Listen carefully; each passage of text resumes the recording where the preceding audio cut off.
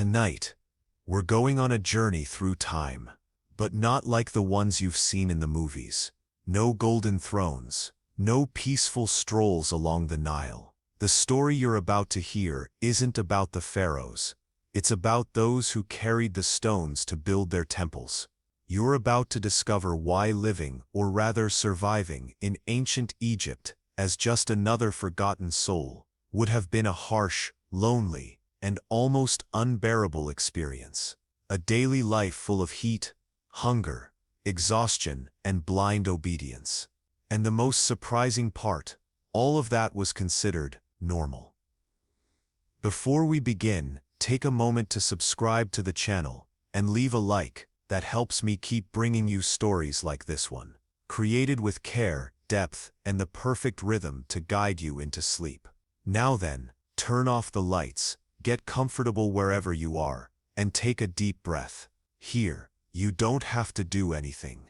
Just listen and let your imagination do the rest. Close your eyes and get ready, because you're about to discover why you wouldn't last a day in ancient Egypt. It's still dark when you wake up. The air inside the hut is stifling, heavy, filled with the smell of old smoke, sweat, and dust. You're not in a bed. You're lying on the ground, on a mat made of straw, thin and uneven, offering little comfort and no protection against the lingering chill of the early morning. The hardened mud floor is cold, rough, and seems to absorb the little heat your body produces. Your whole body aches. Your back, shoulders, knees. Everything feels older than it should.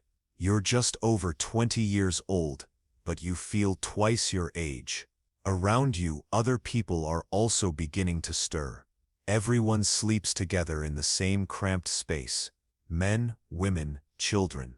No one has a space of their own. There are no beds, no dividers, no privacy. Some children are still asleep, curled up, covered with scraps of cloth. An old man murmurs in his sleep, perhaps dreaming, perhaps groaning in pain. A woman feeds a baby in the dark, trying not to wake the others. The place is quiet, but not from peace, from exhaustion. You sit up slowly. The movement makes your joints protest. The tunic you're wearing is dirty, stiff from sweat and dust from the previous days. It's the same garment you sleep in, work in, and live in. There's no change of clothes. The rough fabric scratches your skin, and you scratch your leg under the cloth, trying to relieve an itch that never goes away. Lice and fleas are common, as are wounds and cracks on your feet, caused by the hot ground and long walks. Outside, there's still not enough light to see clearly, but the sky is beginning to brighten. A cold breeze enters through the opening in the roof of the hut, the only point where air circulates. The wind brings with it the smell of the outside, dry earth, animal manure, and wood smoke burning in some distant fire. You know this moment of silence won't last. At any moment, the overseers will begin to shout, calling the workers to the fields, to construction, to another day identical to the last. There's no running water. In a corner of the hut, there's a bowl with a bit of still water, used by everyone in the house to wash their faces and sometimes to drink.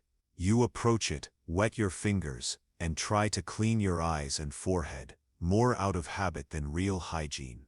Your face remains dirty, and the cloth you use to dry off is as grimy as the floor. You hear a donkey bray outside.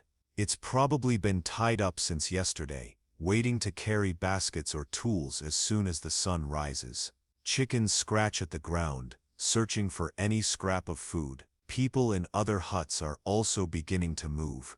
The village wakes before the sun. No one needs an alarm. Fear and duty are enough to keep everyone alert.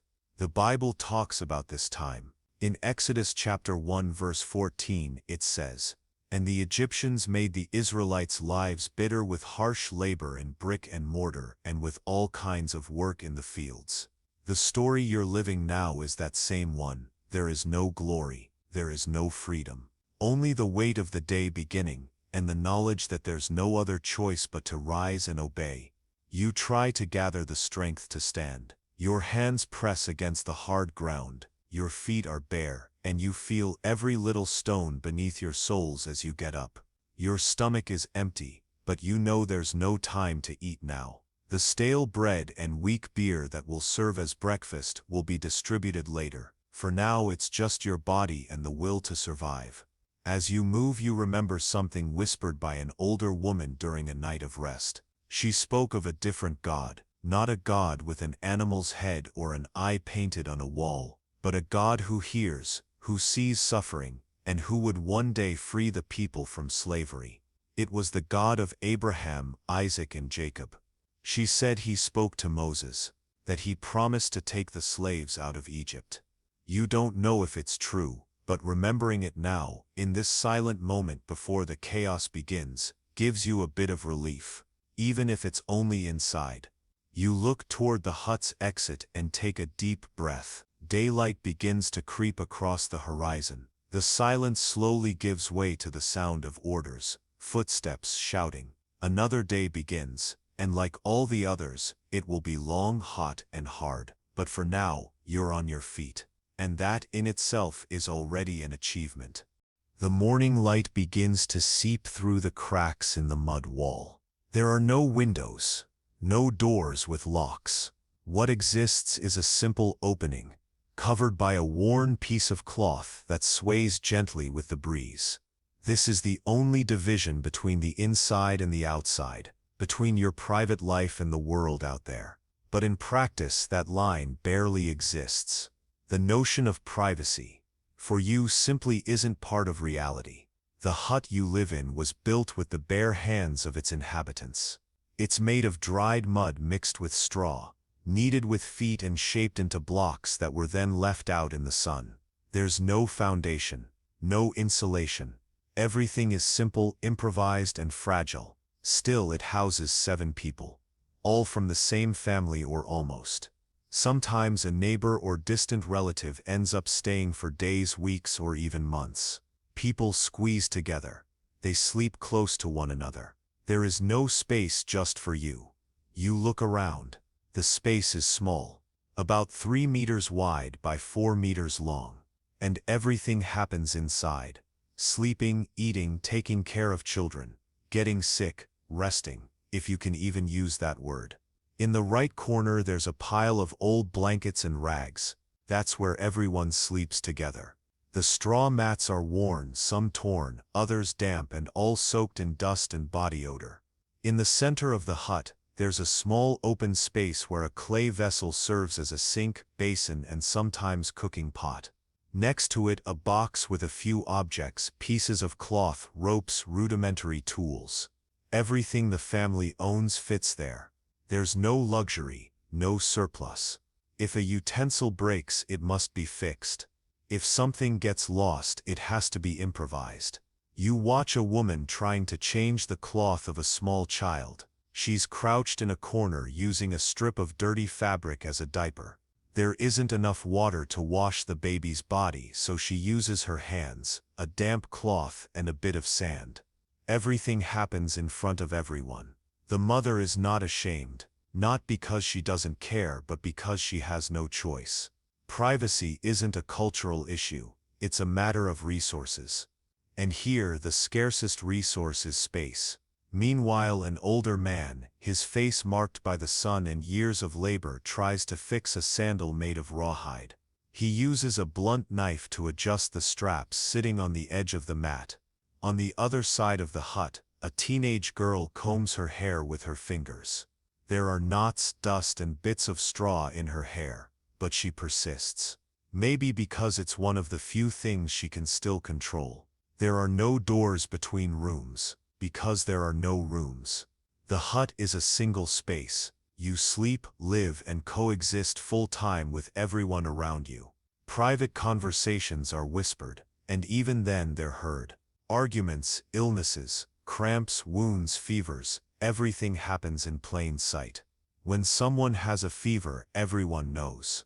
When someone cries out in pain, no one asks why. They just step back, respectfully, but without being able to offer any real comfort. You remember when you were a child and asked why there was no place to play in peace. Your mother said that when you grew up you'd understand. And now you do. There's no place of your own. You belong to the group, to the function, to the need. And you don't fully belong to yourself. Outside, other huts look like yours. The constructions are identical. Mud blocks, thatched roofs, a single opening, smoke rising from improvised fires. Community life is collective, but not communal. Everyone coexists, but each one survives on their own. Exchanges are made out of necessity, not generosity. An onion is worth half a piece of bread. A clean cloth can be traded for help with water. And all of this is negotiated with steady but silent eyes. The absence of privacy goes beyond physical space. You don't have time for yourself. There is no break. When you leave the hut, the work begins. When you return, your body is so exhausted there's barely any energy left to think. Even your own thoughts are interrupted by the noise of the environment. Crying children, coughing people, animals moving outside. Sometimes even silence is collective. Everyone feels it, everyone is quiet, but no one shares. During the nights, when exhaustion weighs heavy and sleep finally comes, it doesn't come gently. The sound of insects, someone vomiting, or a crying baby breaks the night multiple times. You wake up, turn to the side, try to sleep again. You know that if you don't rest now, the next day will be even harder. But the body doesn't always obey. There are nights when the mind drifts far, thinking of a place where you could close a door, sit in silence, take a deep breath, and just exist without being seen.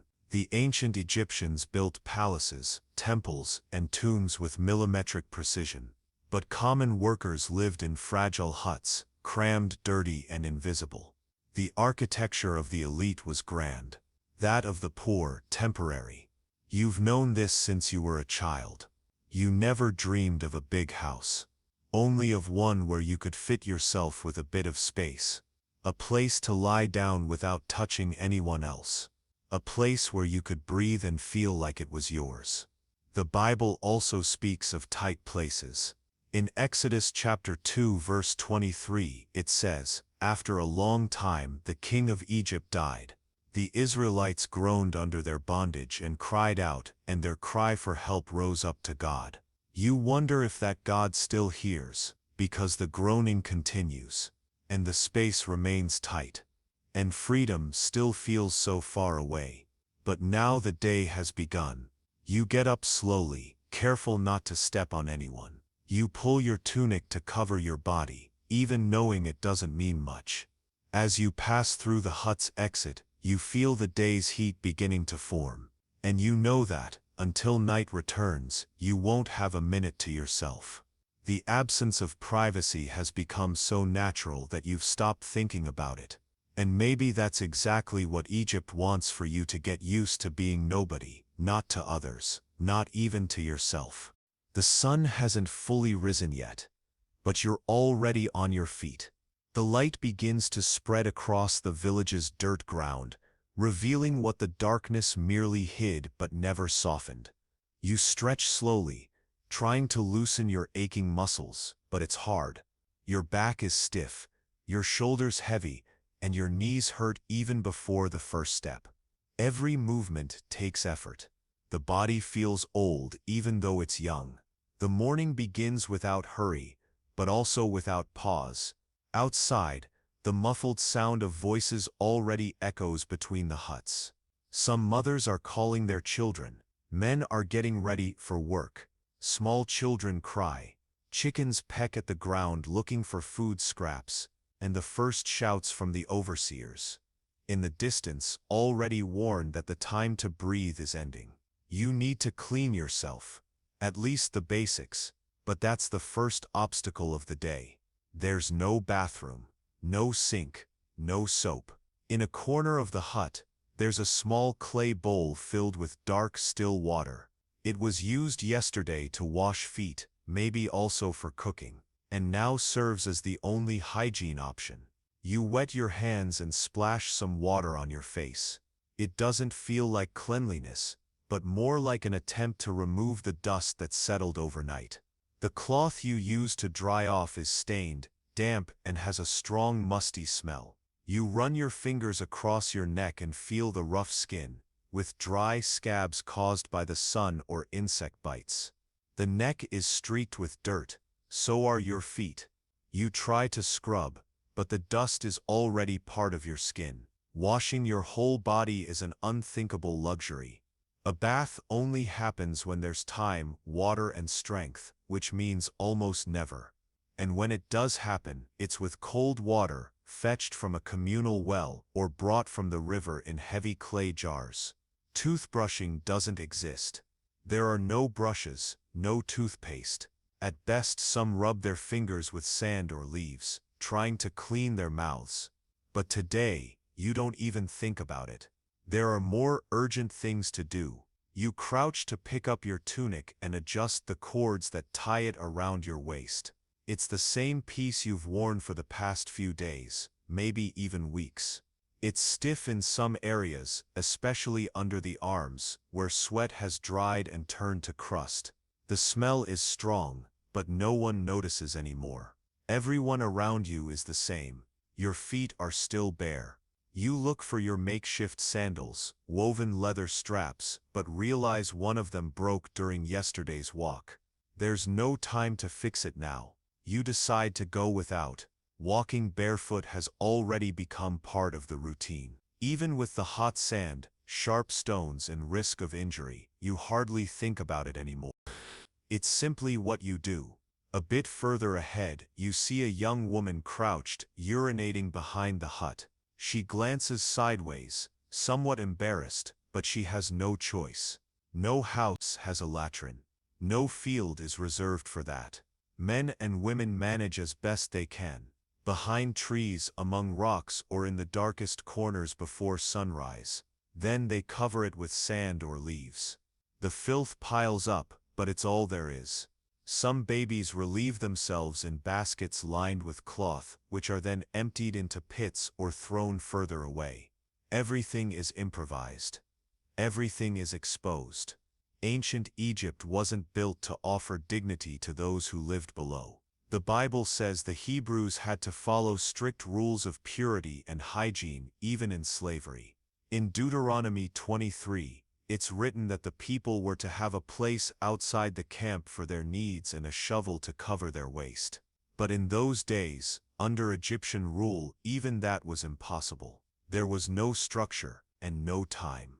As you get yourself together, the other members of the household do the same. Some clean themselves as best they can.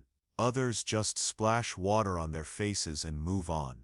A woman uses a bit of wet clay to clean her arms. They say clay removes dried sweat.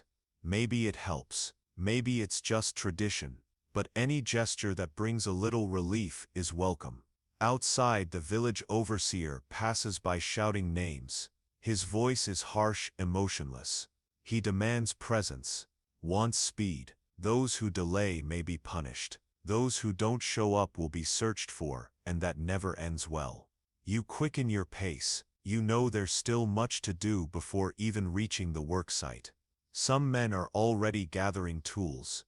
Wooden shovels, ropes, baskets, everything will be carried on their backs. Older women get organized to care for the younger children, because they don't work yet, but soon will.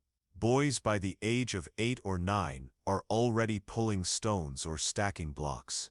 Girls helping with chores or carrying water. No one escapes for long. You still need to eat something, your stomach growls, but breakfast isn't ready. There's no table, no plates. In a clay bowl sits a lump of leftover bread dough made from barley and coarse flour. It's hard, barely leavened, difficult to chew. Beside it, a jug of weak beer, a common drink even for children, since the available water is usually contaminated. The beer is not like today's. It's thick, murky, made from leftover fermented grains. The taste is unpleasant, but it's all there is. You tear off a piece of bread and dip it in the beer, trying to soften it. You chew with difficulty. There's no butter, no fruit, no kind of side dish. just the basics. Enough to keep you standing for the next few hours. Eating has stopped being pleasure. It's just a necessary step to keep going. Outside, the sun has already begun to rise on the horizon. The golden light touches the stones and desert sand, announcing another day under the Pharaoh's yoke. You finish eating in silence. The bitter taste of the bread lingers in your mouth. The beer slides heavily down your throat. Now it's time to leave. The walk to the work site will be long. The body is still tired, the mind too, but there's no space for that. The morning ritual is over, and the work, as always, waits for no one. But first, you need to get dressed. Or at least adjust what's already on your body. The coarse linen tunic you wear is already at the edge of falling apart. It's thin, short, faded, and full of stains. There's no other piece to replace it. You don't have a second set of clothes. This is the only one. It's what you sleep in, work in, cover yourself with, and use to protect yourself from the sun and wind. You untie the strip of fabric that holds the tunic at your waist and fasten it again. The strip is also worn out, almost falling apart at the ends, but it still works. It's not a matter of aesthetics, it's pure necessity. Without it, the tunic flaps too much and gets in the way. And in the heavy labor you'll face today, any detail that hinders mobility can mean tripping, injury, or worse, punishment. The fabric of the tunic scratches your skin, especially under the arms and on the inner thighs. The friction, combined with sweat and dust, causes irritation and wounds. You're already used to it. There are no ointments, no creams, no one to care for these small injuries. They either dry up on their own or get infected. Some leave scars, others disappear. But they always come back. You smell your clothing. It's strong, almost acidic, a mixture of dried sweat, accumulated dust, smoke from fires, and fabric fermented by time itself. But no one notices. Or rather, everyone notices, but no one comments, because everyone is in the same condition. It's not an individual problem, it's the standard. In ancient Egypt, those who live at the base of the social pyramid literally wear the same cloth for weeks, sometimes months. And the cloth, like everything that's overused, ends up becoming part of the body. You remember once hearing that Egyptian nobles wore white, clean, neatly pressed garments made of fine linen, that they changed clothes more than once a day, perfumed their fabrics, wore jewelry and wigs. That's a different reality. For you and everyone around you, clothing isn't a choice. It's the same for every day, and for every situation. As you adjust the tunic, you notice the hem is already starting to come apart. The threads are unraveling, and soon the fabric will begin to tear. You'd need to sew it, reinforce the edges, but you don't have a needle. And even if you did, there's no time. The day is for work. Sewing clothes would be a luxury. Usually someone skilled at mending helps others on rest nights, charging in return a bit of bread or a piece of onion. You might need to do that soon. Some men around you wear shorter tunics, almost like skirts. The younger ones, when at home, sometimes wear nothing at all. The heat is intense, and clothes get in the way. But going out without them is unthinkable. Not because of morality, but because the sun burns. The sand sticks, and the overseers demand that you look at least somewhat presentable, even if that means wearing a rag tied with an improvised knot. You think of the village women. Most wear longer tunics, tied with cords or sashes. Some use simple veils to cover their hair, not for religious reasons, but for protection against the dust and sun. Children wear whatever fits. Many go naked until the age of 7 or 8. After that, they start wearing small replicas of adult clothes, also reused, torn, adjusted, sewn with whatever's available. Your feet are still bare. You consider looking for the sandals again. The sole of the last one you used was cracked. It was made of raw, thick, poorly cut leather, held together by straps that had already snapped more than once. You find one of them next to the hut wall. It's bent, caked with dry mud. You put it on with difficulty, feeling the sole peeling away with each step. The other one is missing. Maybe it got lost along the path yesterday. Maybe someone took it. You decide to go with one foot covered and the other bare. It's not the first time. Many do the same. The poorest don't have sandals at all. They walk on stones and hot sand all day long. Some wrap their feet in old cloth to avoid cuts. Others develop such thick calluses they seem like natural shoes. Skin adapts when there's no alternative. As you leave the hut, you see a group of men getting organized.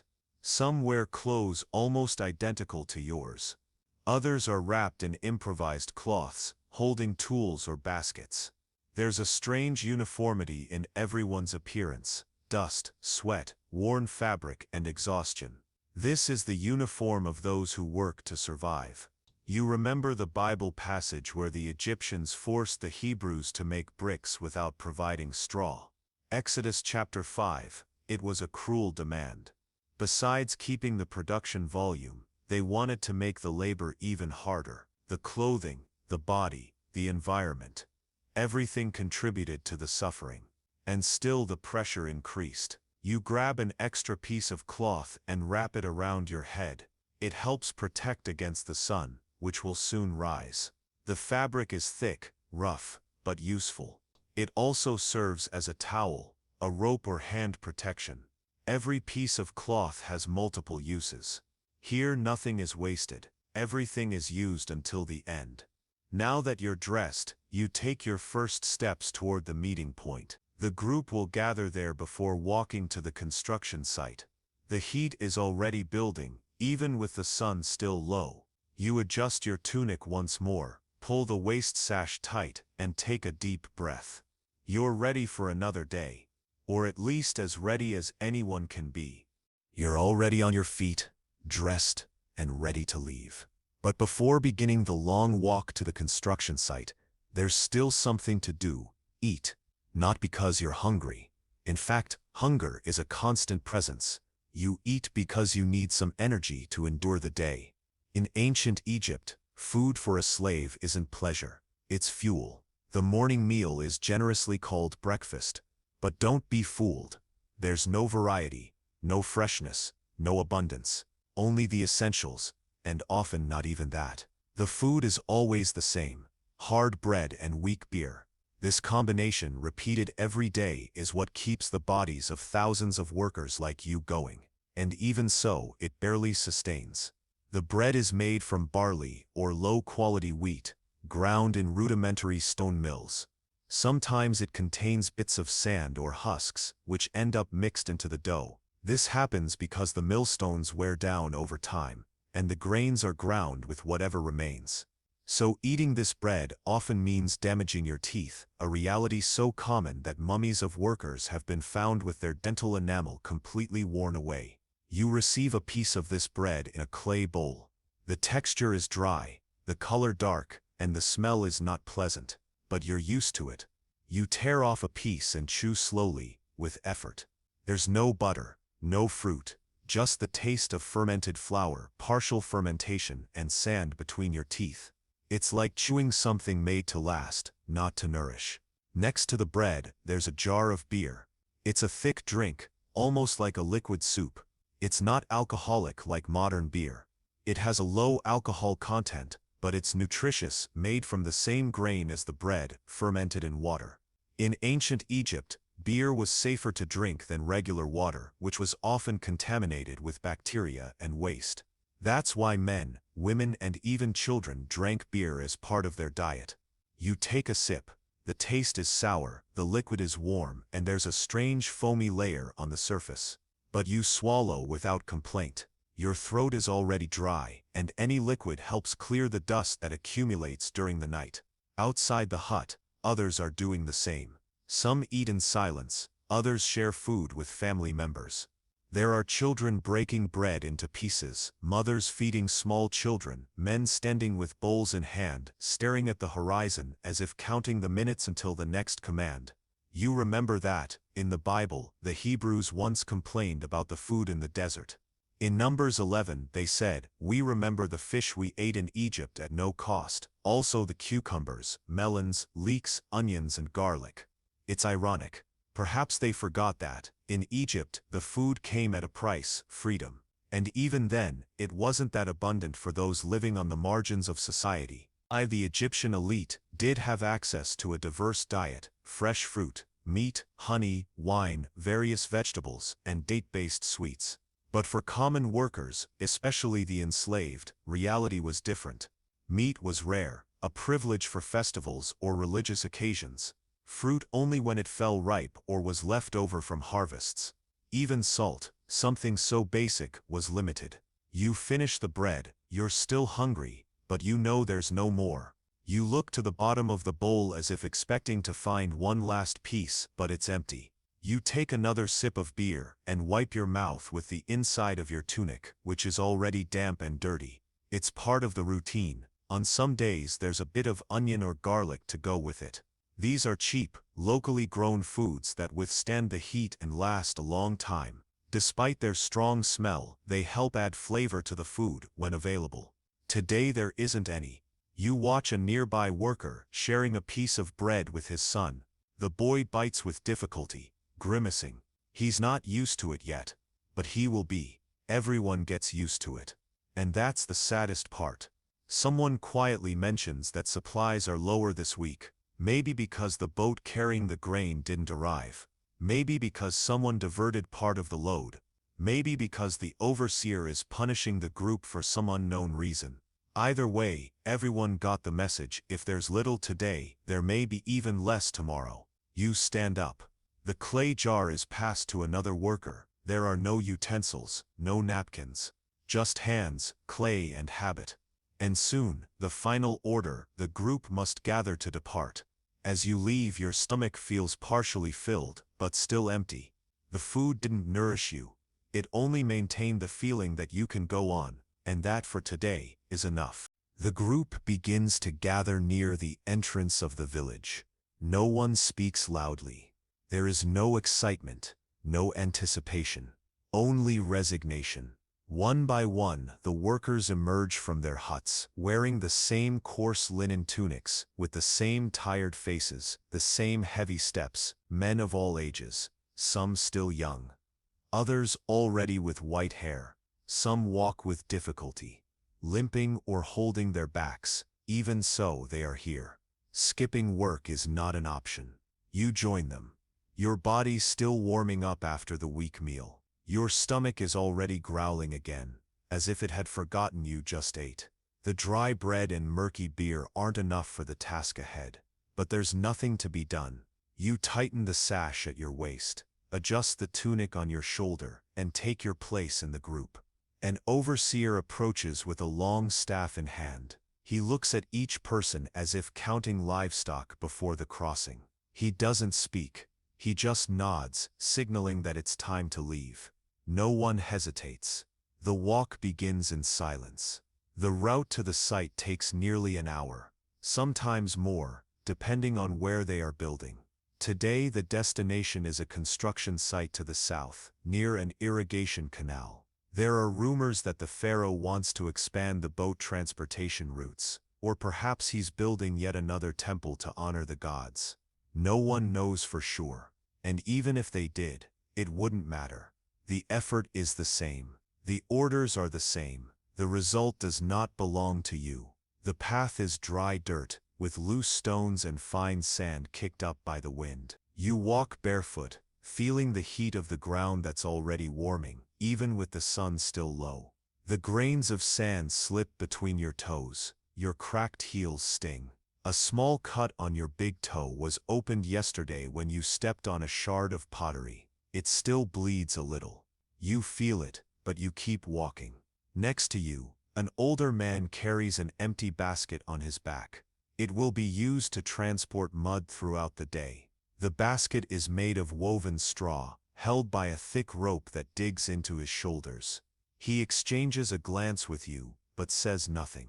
Conversation is rare during the walk. There's no strength to talk, and no one wants to draw attention. The group walks in a line, passing fields and small water canals. There are men pulling loaded donkeys, women with pots on their heads, children helping push wooden carts. Everyone seems to have a designated place. Each one has a function, and all of them are hard. The landscape is beautiful, but no one notices. To the right, the Nile reflects the first rays of the sun. The water, calm, contrasts with the rush of life around it. Cargo boats move by, carrying sacks of grain, stones, wood. Egyptians dressed in cleaner tunics watch from a distance, managing the flow of laborers with quick, sharp gestures. They don't mix with you. They give orders but carry nothing. They don't get dirty. They are always clean, even in the midst of dust. In the distance you see a structure being raised. Huge stone blocks are being stacked, improvised wooden stairs, ropes attached to rudimentary pulleys. Men are shouting, lifting materials, pulling baskets full of mud, pouring water over clay to soften it. That's where you'll work today. The construction of yet another state building, perhaps a wall, perhaps a base for a statue. No one explains, no one needs to know. Along the way, one of the younger men stumbles, falls to his knees. The overseer doesn't approach, he just shouts for him to get up. The boy takes a deep breath and keeps walking. You see blood running down his shin, but he doesn't complain. He learned early that pain is not an excuse. Falling is allowed. Staying down is not. The houses and villages fade behind you. Now all you see is sand, stones, dust, and the monumental structure rising ahead. The sight seems endless. Every day something changes. A new wall, a new well, a new sector, but the feeling remains. The work never ends. You think about what you're building. Maybe you're helping to raise something that will last for centuries. A wall that someone someday will see in a museum or a photo. But you won't know. Not even your name will be written there. Because the builders at the bottom are never remembered. Only the kings, the architects, and the gods.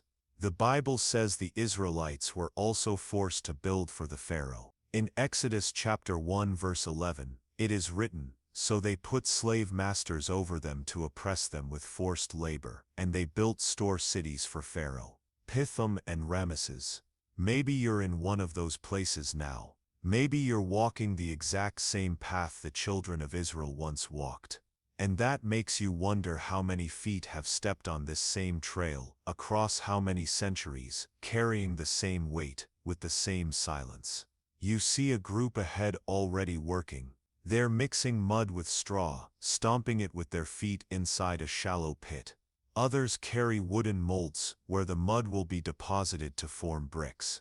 These bricks will be sun-dried and then stacked, thousands of them, all identical, all handmade, one by one. As you get closer, the overseer shouts orders. You already know the tone. He demands speed, productivity. One of the men replies with a gesture.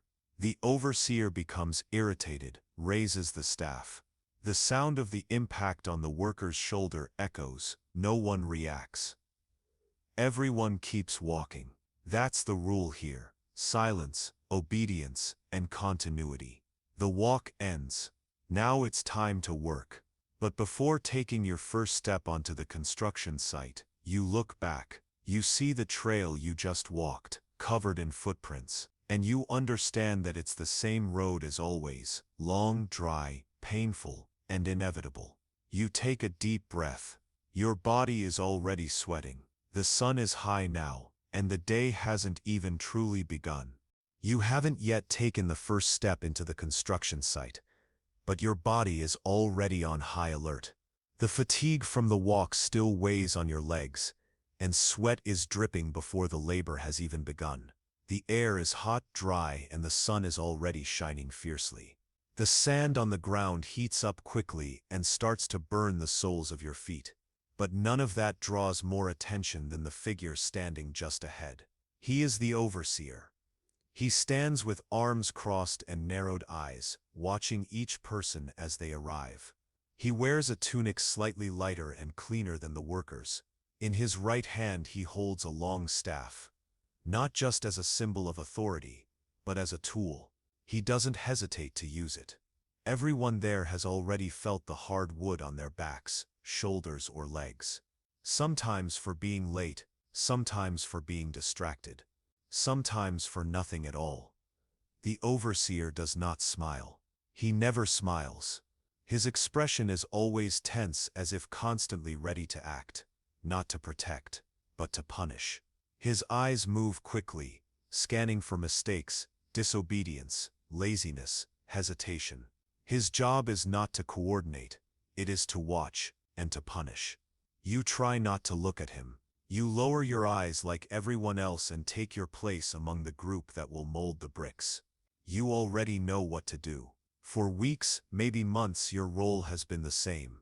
Mix mud and straw, stomp it with your feet until it becomes a paste, fill the molds, let the bricks dry in the sun, then stack them in large piles.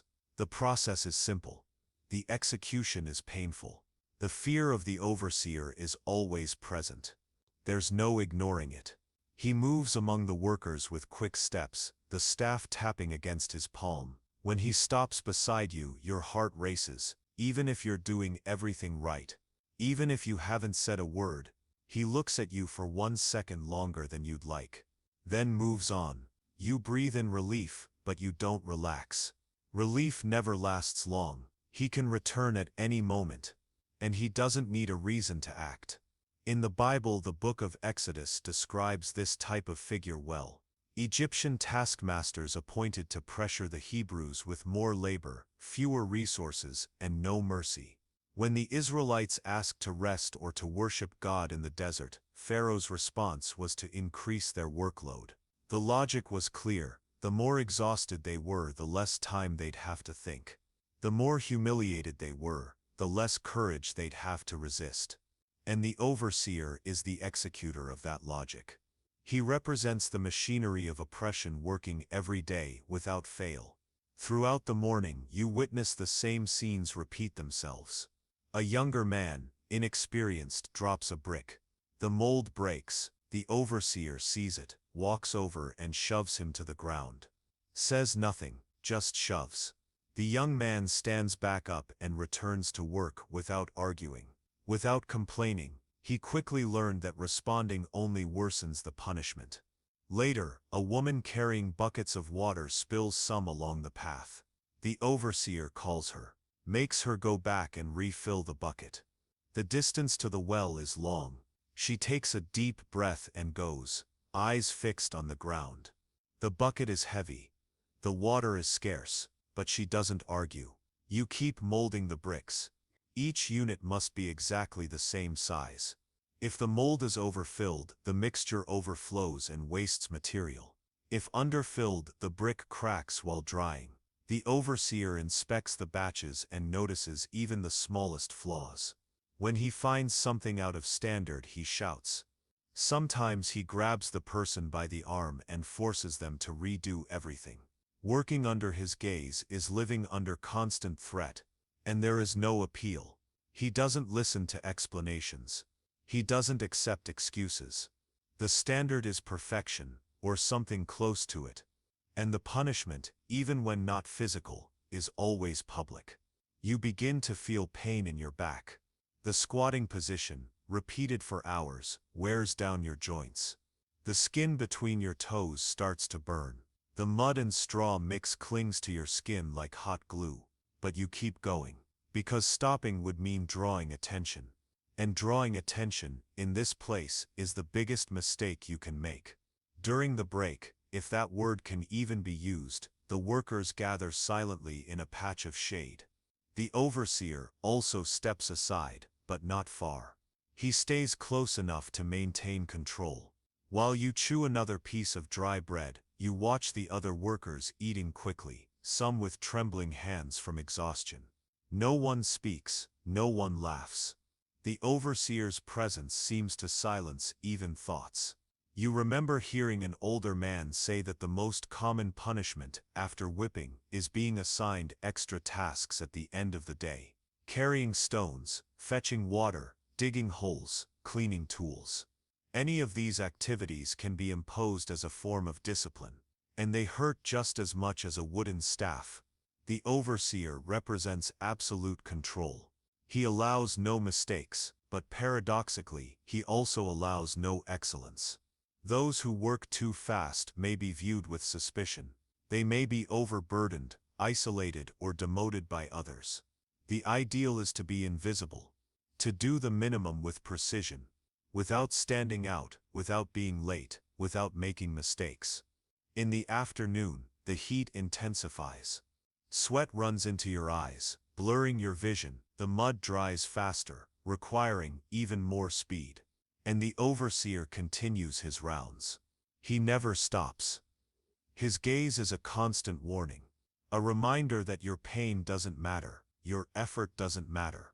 What matters is that order continues.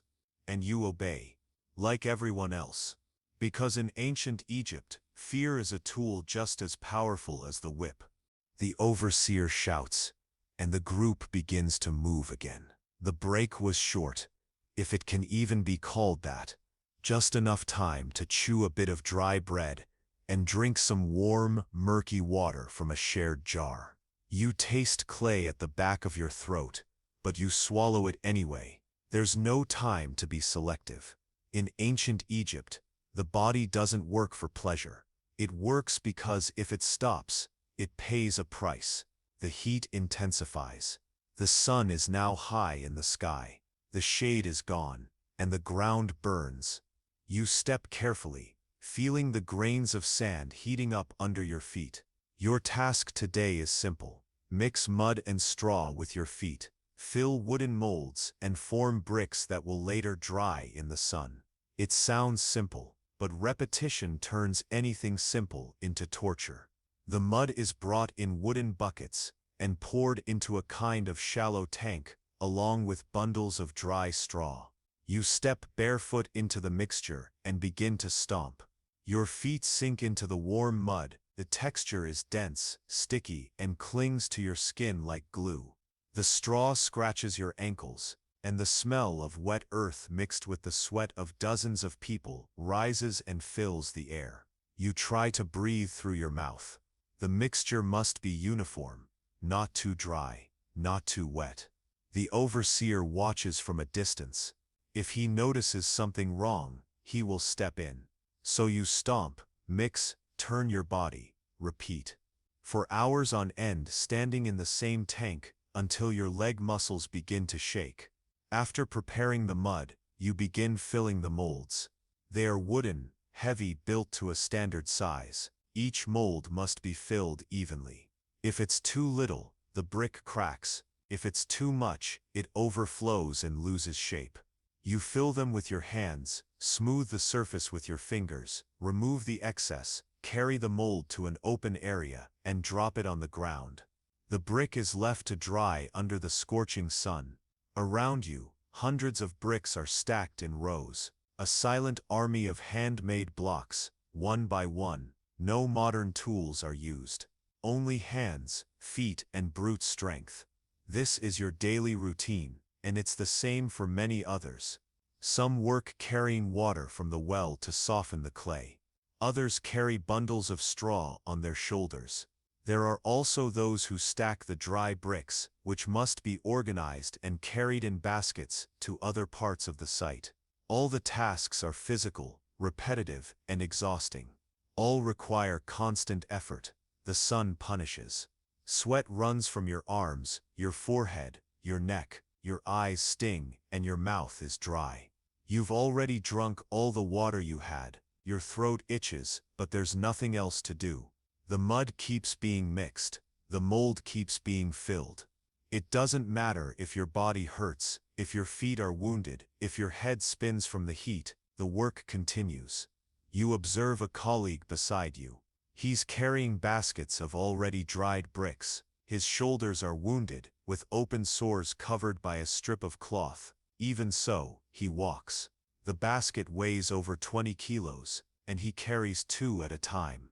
Another man has his fingers bandaged. He likely burned them on the hot wooden mold or injured his hand while trying to lift a stone. But he continues. His facial expression is neutral. He's beyond the point of pain. Now there is only execution. The Bible records this kind of labor in detail. In Exodus chapter 1 verse 14, it says, "And they made their lives bitter with hard bondage, in mortar and in brick, and in all manner of service in the field. All their service, wherein they made them serve, was with rigor." This verse is not poetic. It's literal.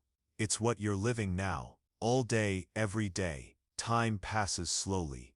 You don't know if it's been 2 or 4 hours since you began. The sun is at its highest point. There are few clouds. The sand reflects the light, making the heat feel even more intense. Your eyes sting. Your scalp burns. You wrap a cloth around your head to prevent sunstroke. It doesn't help much, but it helps enough. You feel a slight dizziness. You lack sugar. You lack salt. The barley bread and weak beer aren't enough to keep your body balanced in this heat, but you can't stop. In the distance, the overseer watches. A man who faints may be punished when he wakes up. There is no compassion, only demand. Some women also work on the site. They carry pots of water, stack bricks, help maintain the tools. One of them, younger, tries to relieve her back pain by stretching. She is quickly scolded. The order is to maintain the rhythm, no distractions. The shouts of command mix with the sounds of feet stomping mud, ropes pulling loads, stones being stacked. It's a constant sound, without harmony, without pause. A sound that becomes part of the environment, like the wind itself. You barely notice it anymore. The mud dries on your legs. It hardens, sticks. Every step becomes harder, but you continue. The mold needs to be filled. The brick needs to be aligned. The group must meet the daily quota. If not, everyone will be punished. You remember hearing that some ancient structures include inscriptions with the names of the architects, engineers, priests, but never the workers, never the slaves. It's as if these hands, which raise Egypt with pain and silence, have no name, no face, no story, only function. The day is still far from over, and the work is still far from done. You take a deep breath, fill the mold one more time, and try not to think about the hours. In Egypt, brutal effort is not the exception, it's the norm. The sun is at its peak now. There is no more shade anywhere. The sky is a harsh, dry, unforgiving blue. The midday light falls like a wall of fire on the workers' shoulders. There's nowhere to hide, and even if there were, you wouldn't be allowed to. The sand heats from below and the air from above.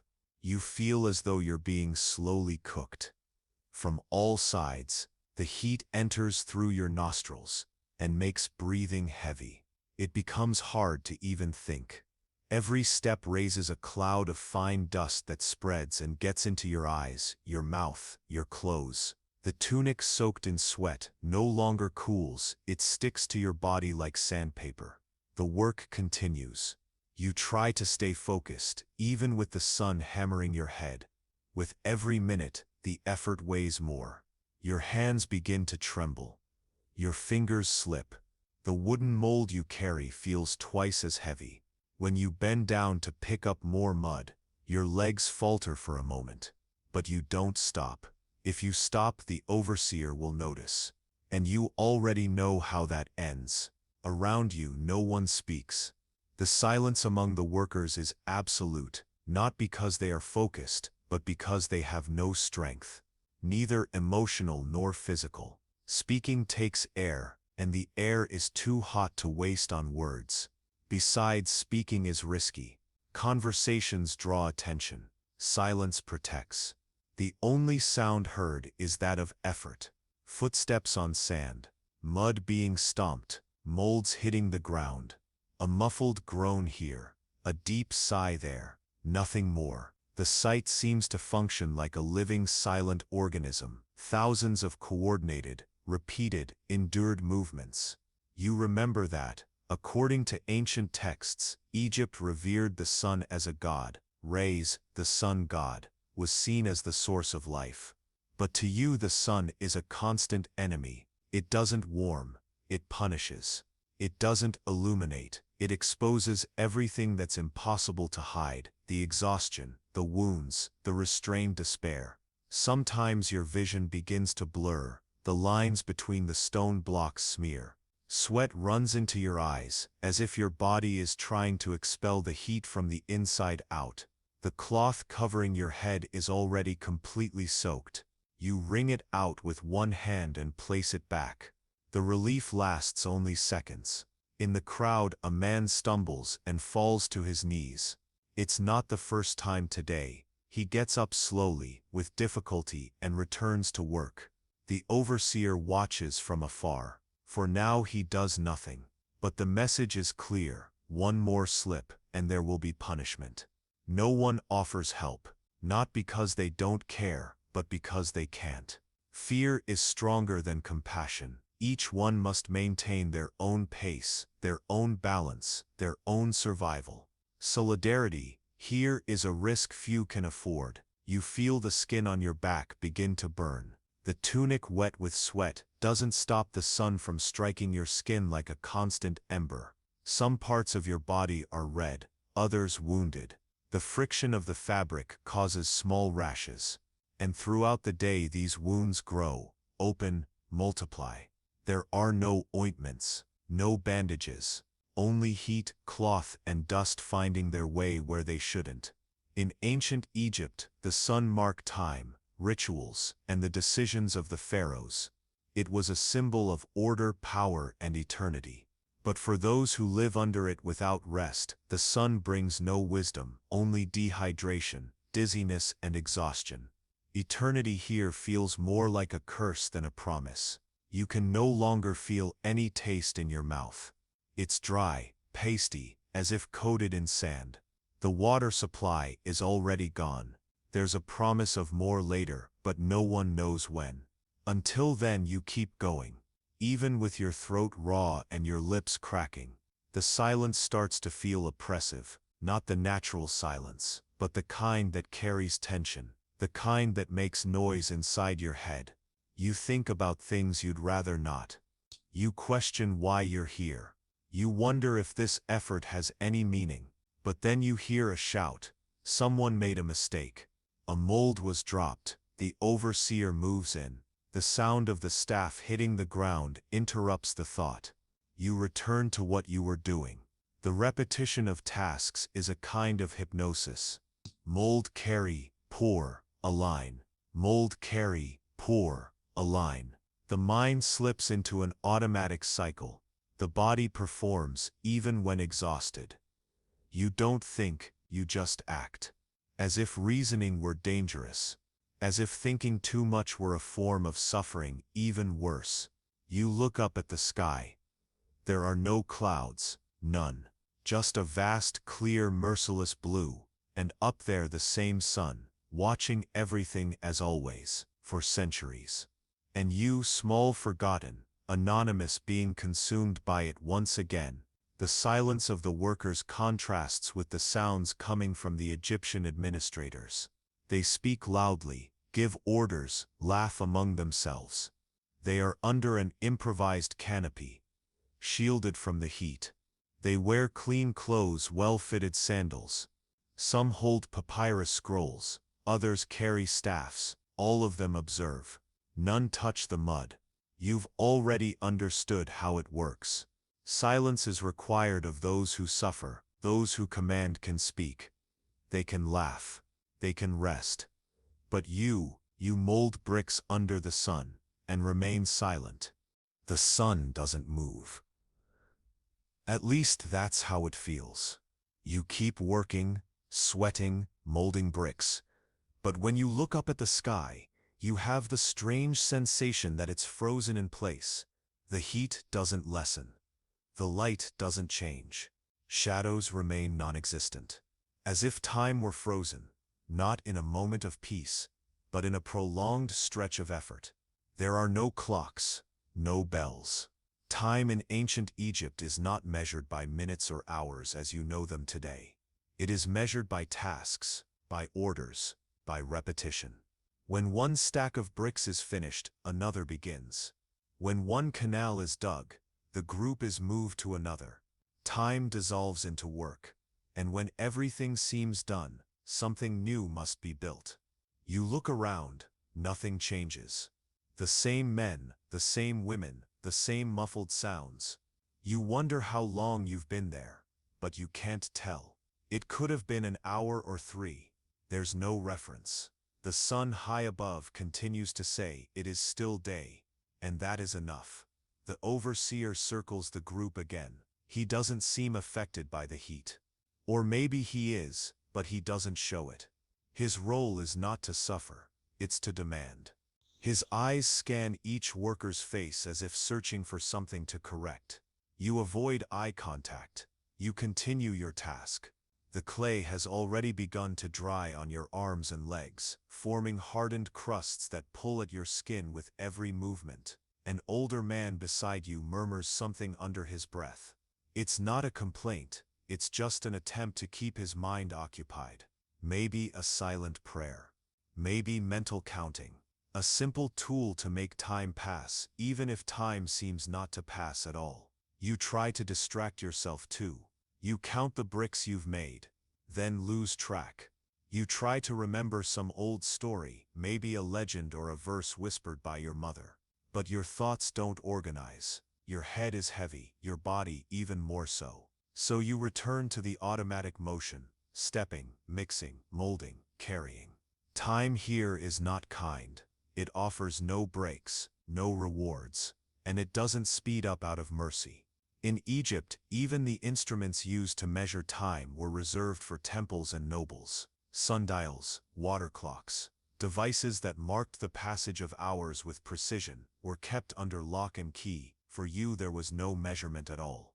Only the rhythm imposed by the whip and the silence of the sun. Sometimes you look at the buildings rising, a temple going up with stone columns, a pyramid still at its beginning, but already taking shape. And you wonder how long will this last, probably centuries. And you, how much longer can you last? Another day, another week, and after that, you think of the past but not with nostalgia, with doubt. When was the last time you had a day without work?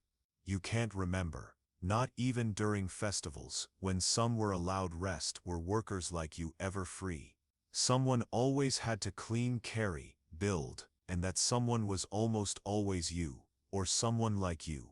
Time doesn't move, but exhaustion grows. Your legs feel heavier, your pace slows. The clay is drier than it should be. Someone needs to fetch more water. 2 men walk toward the well. The distance is long. They return dripping with sweat, carrying the jars on wooden poles balanced across their shoulders. When they pour the water into the tank, it kicks up dust before mixing with the clay. It's still too early to stop, but too late to have any energy left. You feel your stomach contract. Hunger has returned. The bread you ate this morning was digested long ago, and the next meal won't come until the day is nearly over. Maybe another piece of bread. Maybe a thin broth if you're lucky, but that's still far off. Sweat runs down your back. You scratch your neck, but the buildup of dirt makes the touch feel rough. The cloth covering your head has slipped. You tie it again tightly, trying to keep the sun from cooking your scalp, but nothing seems to work. You try to remember how long until the sun begins to set, but the answer doesn't come. Here, time isn't linear. It's flat, like the landscape, without markers, without limits. Only continuity. It's easy to understand why the Hebrew people, after leaving Egypt, organized their days with rituals, rest, and divine instruction. The Sabbath, for example, was established as a sacred day of rest, a rupture from the routine of oppression they lived under in Egypt. Because there, as now, there was no reprieve. Only days that were equal, repeated, long, and silent. You see one of the older men kneel to rest for a few seconds. The overseer sees him. He doesn't strike him, but approaches. He stands and watches, cold expression on his face. The man understands. He stands back up. Even with trembling legs, even with sweat dripping to his feet. You don't know what time it is. But you know it's not time to stop. And that is all that matters. The sunlight remains intense, but there is a moment, brief as it may be, when the pace of work slows down. It's the midday break, the so-called lunch, a pause that in theory is meant to restore strength. In practice, it barely gives time to breathe. There is no exact time for this break. It happens when the overseer allows it, and the permission doesn't come from compassion, but from calculation. He knows that a completely exhausted body doesn't produce. So he gives a few minutes for everyone to eat. Just enough to continue, never enough to truly rest. You drop the brick mold on the ground and step away from the worksite, looking for a bit of shade. But there are no real shadows, only areas where the sun seems to hit slightly less harshly. You sit there in the hot sand, legs folded, feet covered in hardened dust. The food is brought in communal pots, clay containers, simple, scratched, marked by use. You've seen them crack during transport, which means spending the entire day without eating. Today, luckily, they arrived intact. The contents are always the same: a portion of barley bread, tough, darkened, and a bowl with a kind of thick broth that many call soup. But it's more like boiling water with an indistinct flavor. The broth may contain some bits of vegetables.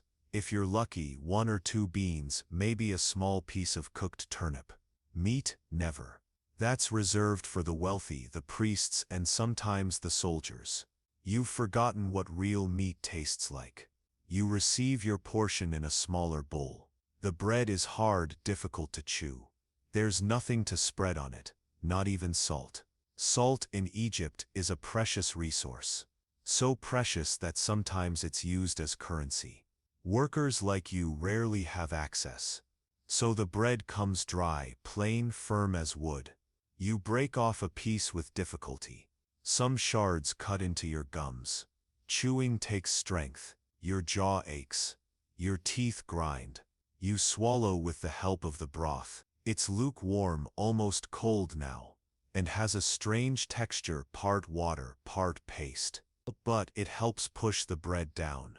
No one talks. Some look at the ground, others into the distance.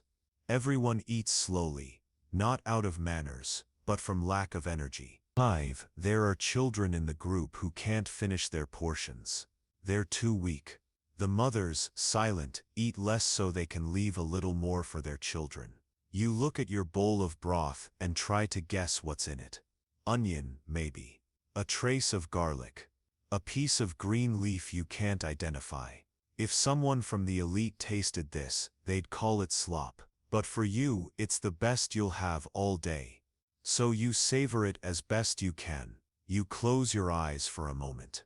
Swallow carefully. The drink that accompanies the meal is the same as in the morning. Weak beer, thinner now, and even warmer. It's not refreshing, but it helps. You drink a little. The liquid scrapes down your dry throat and finds space in your empty stomach. It doesn't quench your thirst. It doesn't satisfy your hunger. It only delays collapse. You remember that. According to some ancient accounts, Egyptian workers received daily portions of bread and beer as payment. That was how productivity was measured, by the number of bricks delivered and the food given in return. And there was no room for negotiation.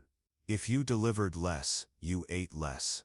That logic still holds. Your body knows it. That's why, even when the food tastes like nothing, you eat it all. Because you don't know when the next time will be. And because you know that if you weaken, tomorrow will be even harder. You hear a noise near the larger pots. A man complains in a low voice that he didn't receive a full portion. The overseer approaches, says nothing but stares firmly. The man lowers his head, doesn't repeat the complaint, continues eating what he has. He's learned that, here, even hunger must remain silent.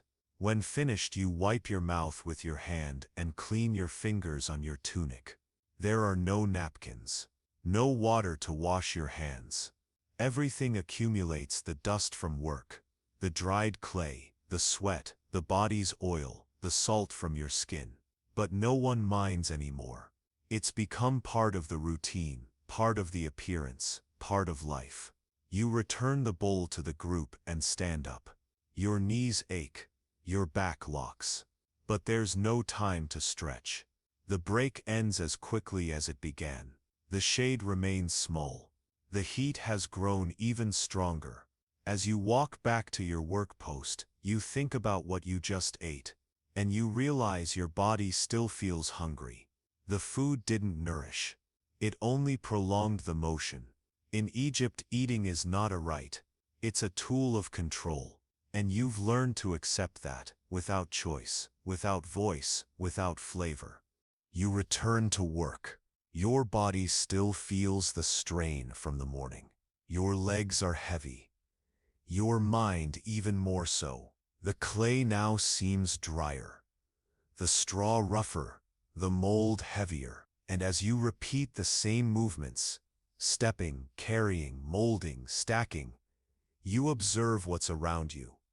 And remember that, beyond everything, there is something even greater weighing on your back, the religion of your oppressors. Religion in Egypt is everywhere. The statues, the amulets, the paintings, the rituals. It dominates the air, the commands, and even the silences. For the Egyptians, everything is under the control of the gods. Every event has a spiritual explanation. Every gesture has symbolism, and every structure you place your hands on is made, they say, to honor some deity. You have helped raise temple walls dedicated to Rath, the sun god. You have transported stones for chapels of Isis, Osiris, and Horus. You have seen images of Anubis carved into columns, with the head of a jackal and the body of a man. But you don't feel reverence, nor connection. For you these gods are distant. They watch from above, unmoving, demanding more and more from their followers, but never seeming to care about those who suffer for them. On the construction site, there are priests who sometimes come to bless the projects. They arrive clean, in white robes, wearing sandals, perfumed with rare oils. They bring incense and golden objects. They speak loudly and make signs with their hands. Meanwhile, the workers remain silent, covered in mud, watching. No one participates. They only watch. You feel that religion in Egypt is not made for those who carry the bricks. It is made for those who give the orders. Pharaohs are treated as living gods. Their commands are considered sacred. The priests speak with heavenly authority, and the slaves obey. Even so, many among the workers still try to find some form of faith. Some wear simple amulets around their necks, carved pieces of stone, wood, or bone. An eye of Horus, a lucky scarab, a symbol etched by hand. They say it protects against disease, against accidents, against the wrath of the overseers. Maybe it helps, maybe not. But when you have so little, anything that brings hope is kept close to the body. You remember an older woman from the village, who kept a small symbol of the god Thoth, the scribe of the gods. She didn't know how to read, but believed he could help her keep a clear mind. She carried the object tied to her waist, with her tunic cloth. One day she lost the talisman in the field. She returned at night, with a lamp in hand, to look for it. She didn't find it. The next day she fell ill. Many said it was punishment for dropping the symbol. Others said it was just coincidence. But since then, no one wanted to be without their amulet. Even those who don't believe in the Egyptian gods learn to respect the religious structure because it's tied to control. The fear is not just of physical punishment, it's also spiritual. They say those who disobey the pharaoh will be judged by Mété, the goddess of truth and order, and that the impure heart will be devoured by a beast in the underworld. You heard that as a child, and even without fully believing it, that image stayed in your mind. But there is another story you also heard, and that one was told in secret. It was the story of a single god, invisible, but alive. A god who saw the suffering of simple people, who heard the cry of the slaves, who spoke to men not through statues, but through words and promises. This God, they said, had spoken to a man named Moses, had promised to take the people out of Egypt, to free them from bondage, to lead them to a different land. It was hard to believe that while molding clay with wounded feet, but something inside you wanted it to be true. You wondered if there really is a God who cares. Why doesn't he do something? Why does he let good men be beaten? Why allow children to work, elders to be treated like worn-out tools, women to fall ill without help, so many to die in anonymity? And the answer doesn't come. But still the story of this God keeps being passed from mouth to mouth, in whispers, in eyes that meet for a second too long, in small signs that say, "You are not alone." I heard it too. The Egyptians build for their gods with giant stones, columns 20 meters high, temples that take entire generations to complete. And yet those gods seem more distant than ever. You who have no temple, no statue, no priest, you have only hope. And that is all you can carry.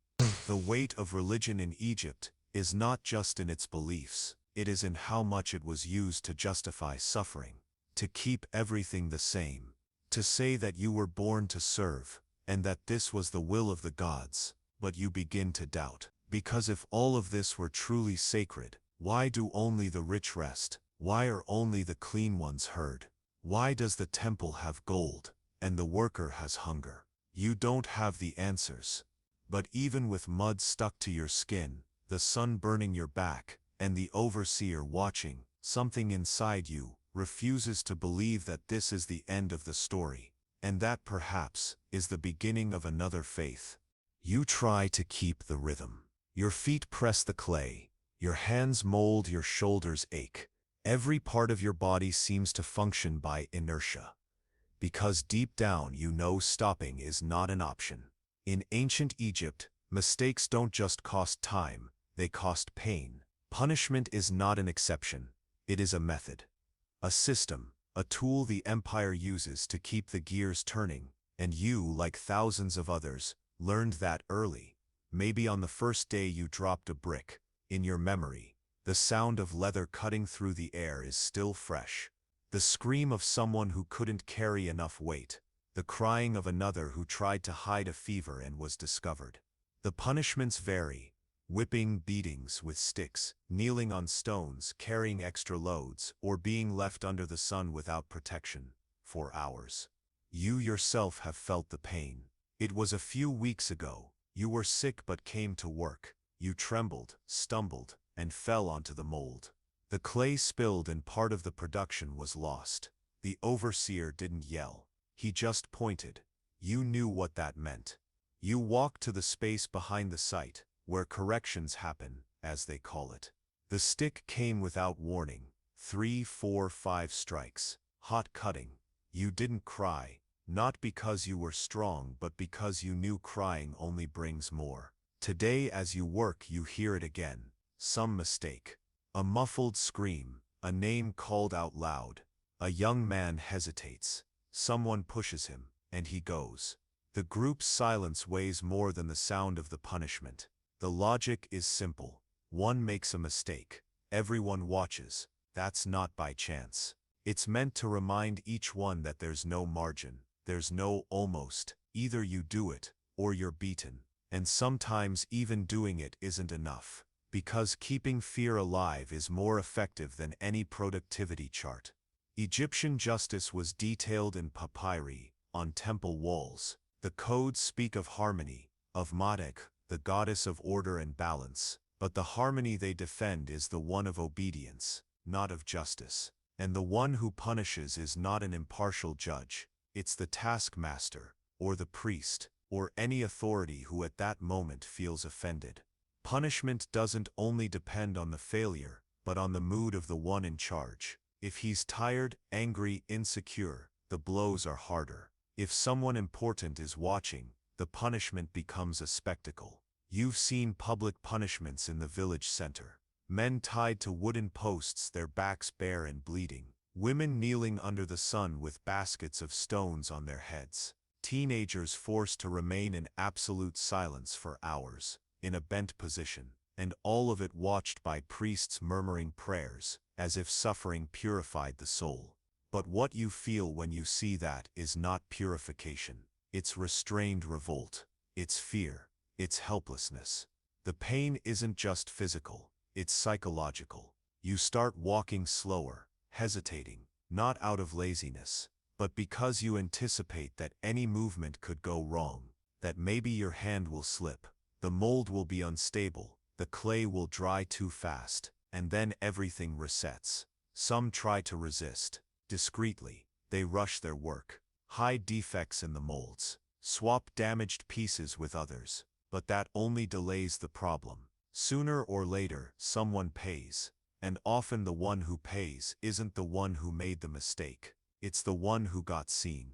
You remember a man, strong, experienced. He had worked on the site for years. One day he questioned an order. He asked why they were transporting blocks along a different route, where the heat was even worse. He wasn't rude. He simply spoke. But that was enough. 2 days later he disappeared. Some say he was sent elsewhere. Others say he was killed. You don't know. But since then, no one asks anything anymore. And there are also silent punishments, the ones that leave no visible marks, but corrode from within, leaving someone without food, switching the worker to a slower group which makes their productivity drop, taking away the right to use water for a shift, forcing someone to work during religious rituals, while everyone else stops. Punishment is part of the social fabric, like the clay you mold, like the heat you breathe. It's everywhere. In the biblical texts, especially in Exodus, there are accounts of how the Israelites were forced to make bricks without straw, a punishment that doubled the work and made meeting quotas impossible. That wasn't an exception. It was the standard. And not just for the Hebrews, but for everyone at the bottom of the social pyramid.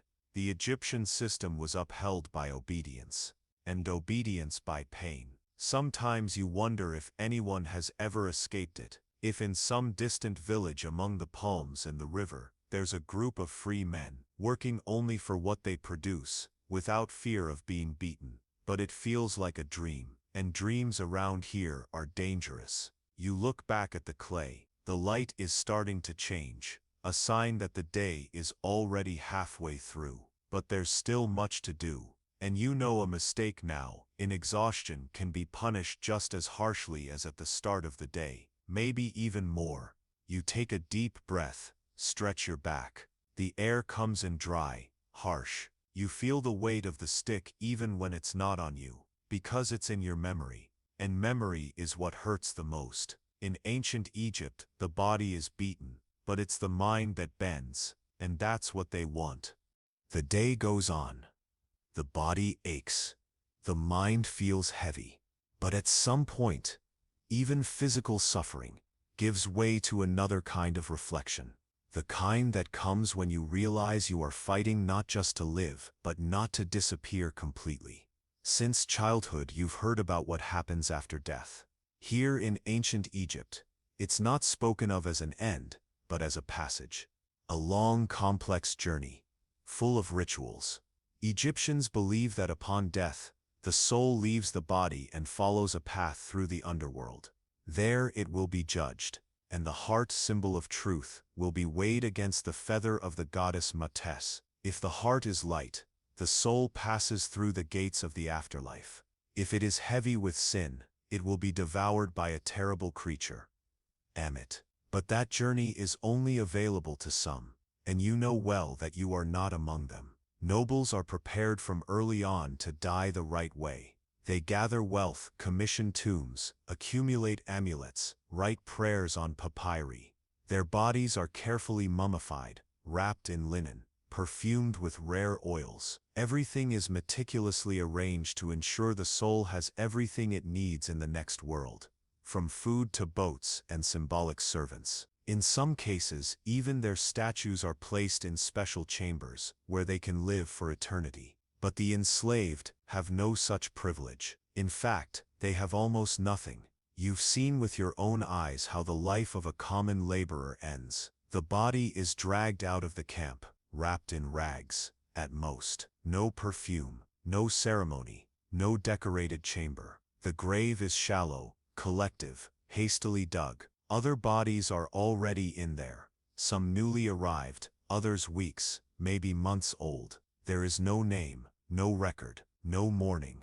The person simply disappears. And that thought frightens you more than the pain of the day, more than the thirst, more than the punishments. To be forgotten. In Egyptian culture, being remembered was the path to living forever. The name had to be spoken, engraved, carved in stone. The image had to be preserved. The body had to resist decomposition. All of this was part of the belief in immortality. And that is why nobles were mummified, so they could be recognized in the afterlife. But you will not be recognized. Your name will not be etched anywhere. Your bones will be lost among many others. Your voice will be silenced without anyone ever asking what you believed in. In the village, they say some families try to hide their dead to give them a more dignified burial. They dig at night, place small stones with simple inscriptions, sometimes a bowl of food, a clean cloth, a piece of wood with the name scratched by hand.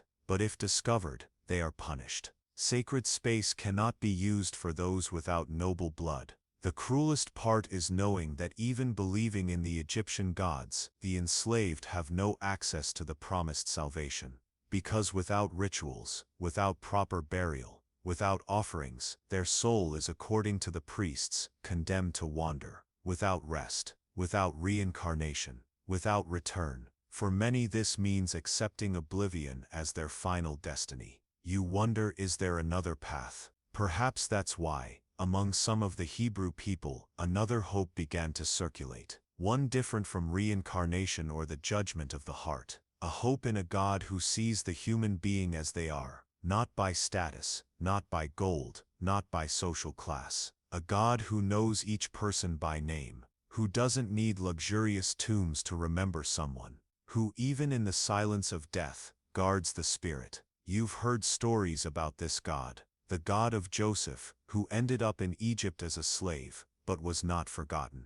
The God who saw the suffering of his people and promised deliverance. Moses is still just a name whispered around, a name the Egyptians fear and the workers hope for. They say he has returned, that he spoke directly with Pharaoh, and that his God was stronger than all the gods of Egypt combined. As you mold another brick, you think about that. You think about the future, about what happens when all of this ends, because you know it will end. You don't know when, you don't know how, but one day the body will stop, and on that day, what will become of you? You have no tomb, no amulets, no priests, but you have memory, you have awareness, and perhaps faith. You observe the overseer, the priests, the temples. They all live in fear of not being remembered. That's why they build. That's why they record. That's why they mummify. But you have nothing to leave behind. The only thing that may remain is what lives in others, in glances, in stories told at night, in the affection of someone who still remembers your face, even if it's not carved in stone. Maybe true oblivion is not dying without a tomb. Maybe it's living without ever having meant anything. And you, even here, covered in clay, with an exhausted body, know that you are more than that. The work ends. Not out of mercy, but because the sunlight is fading. And in ancient Egypt, work depends on light. When the sky begins to change color, that orange hue you once thought was beautiful but now only signals another night, the overseer gives the signal. It's time to go back. You don't run. There's no hurry, but there's no joy either. The return home is a silent ritual, an automatic movement. You walk along with others like a stream of wounded, tired bodies covered in dust and dried sweat. The ground still burns, even without direct sunlight. The earth holds the heat.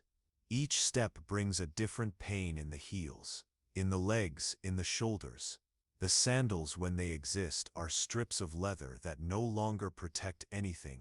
Those who are barefoot walk more carefully, dodging stones, thorns, and stagnant puddles. You look at the feet, yours and others. There are cracks, dried blood, broken nails. But no one speaks, no one asks how the other is. No one complains, because everyone already knows.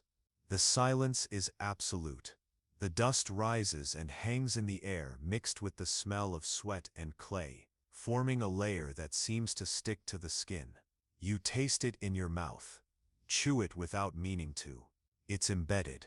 Ahead of you, you see the arched backs of other men. Some are older, others so young they can barely keep pace. But what they all have in common is the way they drag themselves. As if they're just trying not to fall. Nothing more. The path back passes through empty fields, through simple houses made of mud and straw. Some have smoke coming from the roof, a sign that a fire is lit. In others, nothing. You wonder who has already died in there, or if someone is just waiting to be carried to the next collective grave. The shouts and sounds of the day fade. There's no singing, no music, just the sound of footsteps, the dragging of feet, an occasional groan, and a distant cry, maybe a woman calling her son, or a child being scolded. But it doesn't last, and silence returns. You take a deep breath. But the night air is not light. It's hot and dry. It smells of smoke, rancid fat, animal dung. Still, it's better than the heat from earlier. Better than the midday furnace. Up above, the first points of light appear in the sky. The stars. You remember when you used to look at them with curiosity, with a desire to know their names. Today they only tell you that the day is over. And that with luck you'll get to lie down for a few hours. But rest is never complete. You know what awaits you at home.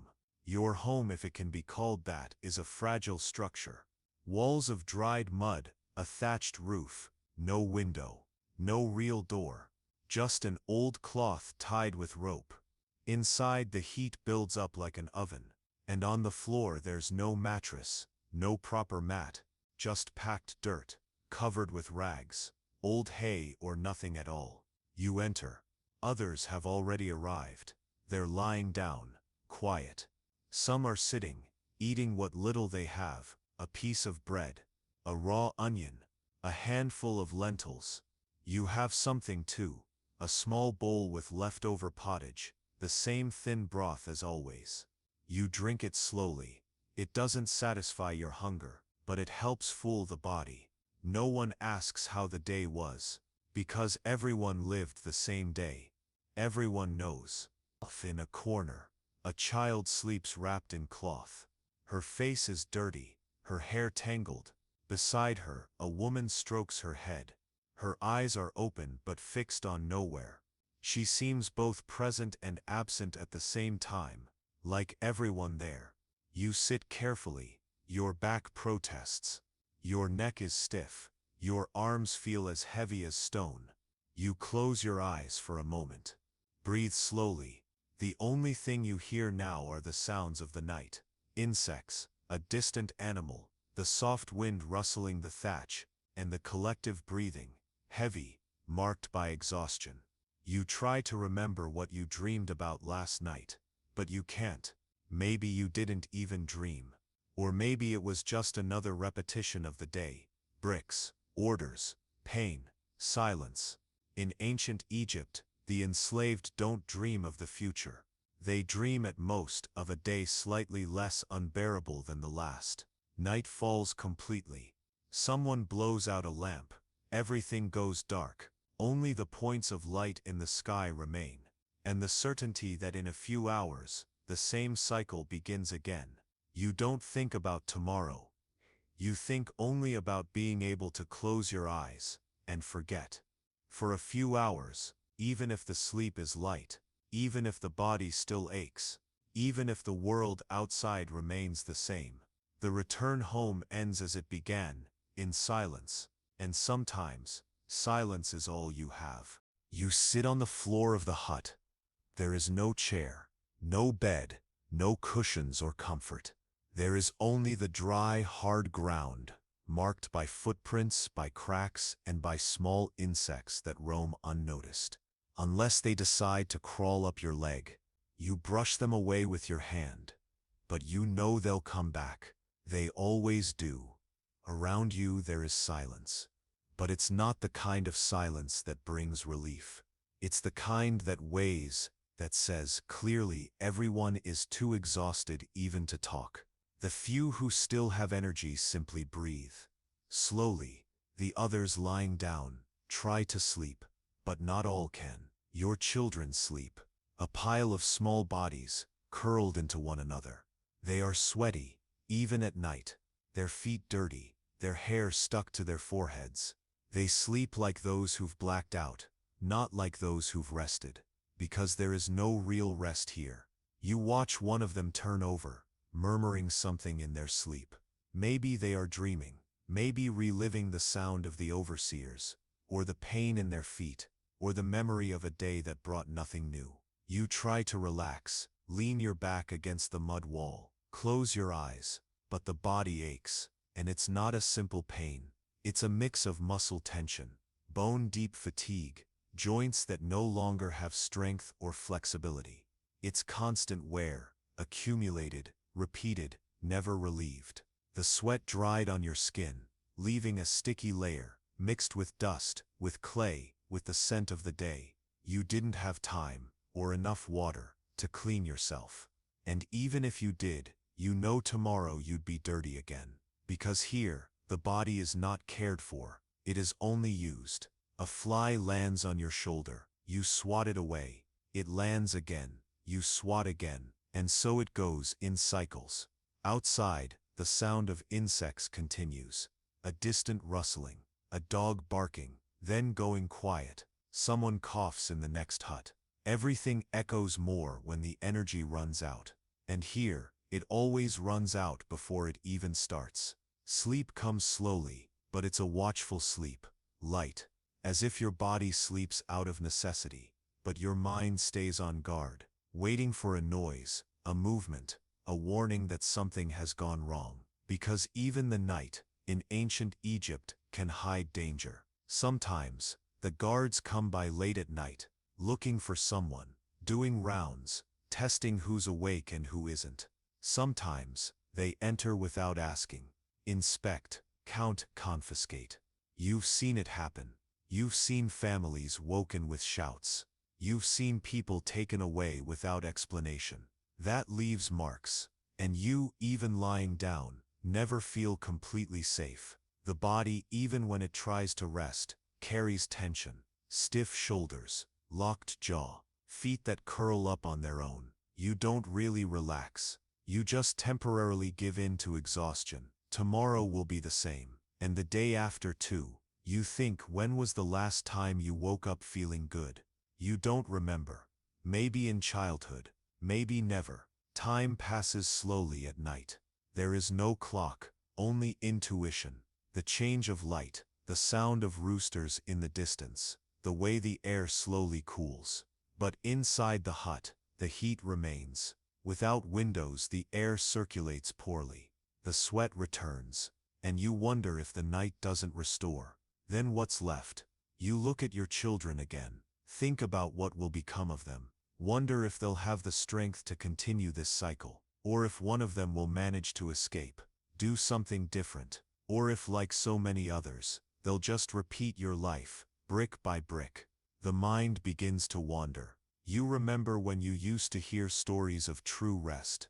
Old stories whispered, where men slept under trees, with the wind blowing gently, without fear. Stories of a time when God cared for his people in the desert, sending bread from the sky, and making water flow from rock. Stories of shelter, of care, of peace. But you're not in the desert. You're in Egypt. And here, what they call peace, is only the silence between one order and the next. You've asked yourself what it would be like to sleep in a palace. In clean sheets, with soft music in the background, with servants nearby, ready to bring water or food. But you quickly stop thinking about it, because imagining too much around here hurts more than it comforts. In the dark, someone beside you shifts, lets out a groan of pain. They have a cramp, or a fever, or are just too tired to sleep. You don't ask, because you know there's nothing you can do, and that's what weighs the most. The helplessness, not being able to help others, not being able to help yourself, just going on, one day after another, one poorly slept night after another. You try to change position. Your hip protests. Your back won't adjust. The floor feels harder each night. You wonder if someday you'll get used to it, or if you're just getting weaker. Maybe both. The absence of true rest is not just physical, it's mental, it's emotional. It's the emptiness that settles in when the body wants to stop, but the world won't allow it. When you need peace, but only find a pause, and still, you try. You close your eyes, breathe deeply, count to 10. Imagine you're somewhere else, even if only for a minute, because sometimes imagining is the only rest there is. You are still awake. You don't know if an hour has passed, or two. You only feel that time moves slowly when you're too tired to sleep and too awake to dream. Lying on the floor with your body still and your mind spinning, you begin to think about what's to come. Because tomorrow always comes, and that sometimes is the scariest part. You know exactly what will happen. There are no surprises. You'll wake up at the first sound of birds, or with the shout of some overseer, or with the cry of someone who spent the night with a fever. You'll get up slowly, feeling the weight in your joints, the bitterness in your mouth, and the heat before the sun even rises. Your body will complain, and you'll ignore it. You'll put on the same tunic, now even rougher, even dirtier, even more soaked with the days before. You'll walk with automatic steps, join the line of workers, pick up your tools, and start again. But what really weighs tonight is not the repetition. It's the uncertainty of what tomorrow will demand. What if tomorrow is even hotter? What if the water runs out early? What if the overseer is in a bad mood? What if the pain in your shoulder, the one that bothered you more than usual today, gets worse? What if you trip? What if simply your strength isn't enough? You've seen it happen.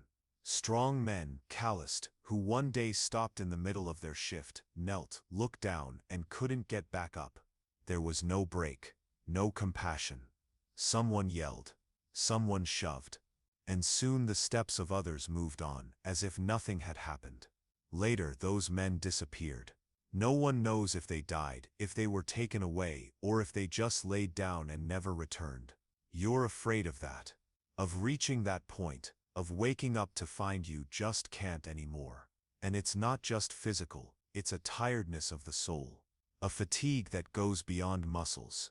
An exhaustion that isn't cured by sleep, or food, or rest, because none of those truly exist. It's a wear that accumulates silently. That settles in when you realize that tomorrow will be the same, or worse. In the darkness of the hut, someone whispers a prayer. It's soft, almost imperceptible, but you recognize it. It's an old voice of someone who still believes that, if they speak to God, maybe He will listen. You don't turn, but you hear, "God, hear our cry." You've heard that phrase before. Maybe from your mother, maybe from an elder, or maybe from some Hebrew with a strange accent who used to quote their ancient writings. The phrase echoes inside you. They groaned under slavery, and their cry went up to God. Exodus chapter 2 verse 23. You don't know if you believe, but you wish you did. You wish you could believe that someone is listening, that every painful day, every swallowed tear, every lonely sigh in the middle of the night is being seen. That this weight you carry, which seems invisible to everyone around you, is being noticed by something greater than the authorities here. What keeps you standing sometimes isn't strength. It's that silent hope, almost hidden, but alive. You think of God, not the stone god of the temple, not the God the nobles claim to worship while they exploit. You think of a different God, a God who sees, who cares, who knows your name. Even if it's not written on any stone, you don't tell anyone this, because here, hope is a luxury, and luxuries are dangerous. But tonight, while the heat lingers and mosquitoes buzz around you, you allow yourself to imagine, what if that cry is still rising?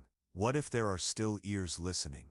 What if tomorrow isn't just another cycle of pain, but the beginning of something new? You know you can't count on that.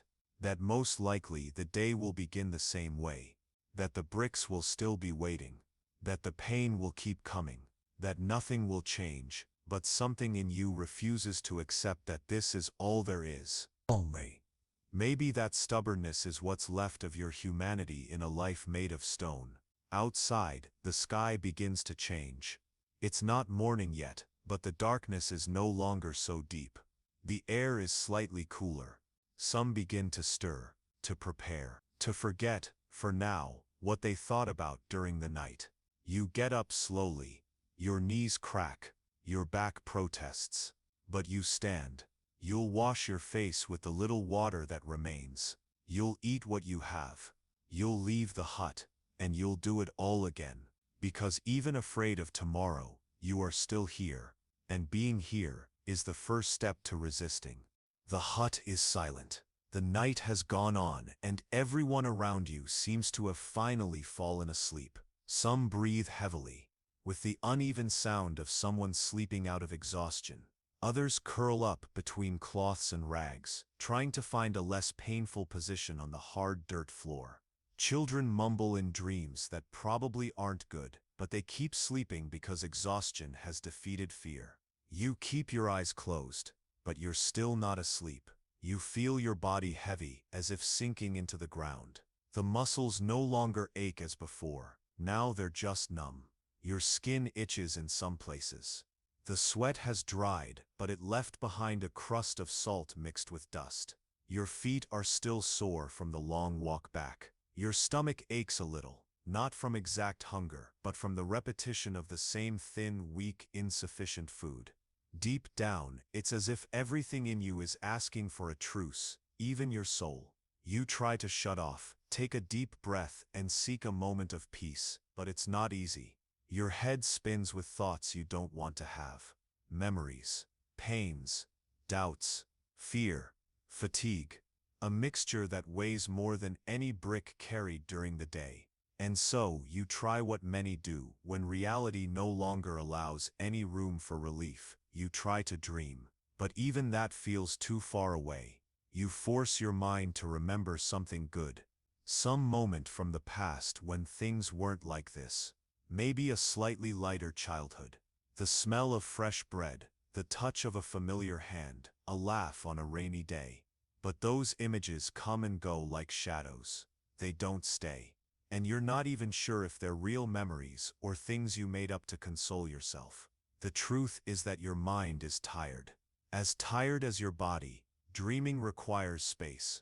And here there isn't even room to move properly. Everything is tight, stifled, limited. There's no visible future. No plans, only the harsh present and the weight of repetition. The idea that tomorrow will be the same, or maybe worse. The certainty that there is no complete rest, not during the day, not during the night. And in the middle of all that, how can one dream? You've noticed that, little by little, even the children dream less. In the beginning they talk about what they want to be. They ask questions about the world. They make up stories. But with time, they grow silent. They begin to repeat the words of the adults.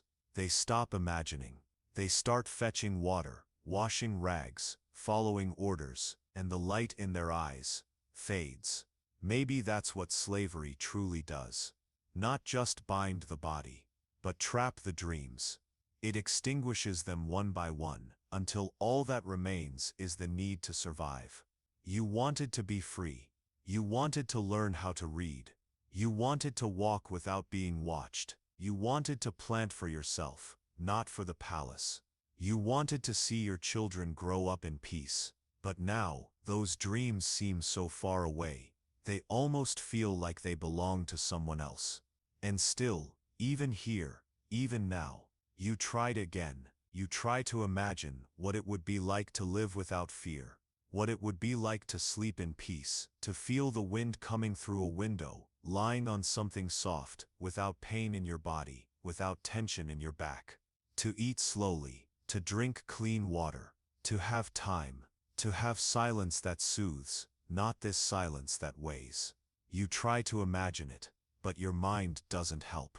It cuts the image in the middle, brings back the sound of an overseer yelling, brings back the memory of a friend who vanished, brings back reality, like a cold wave.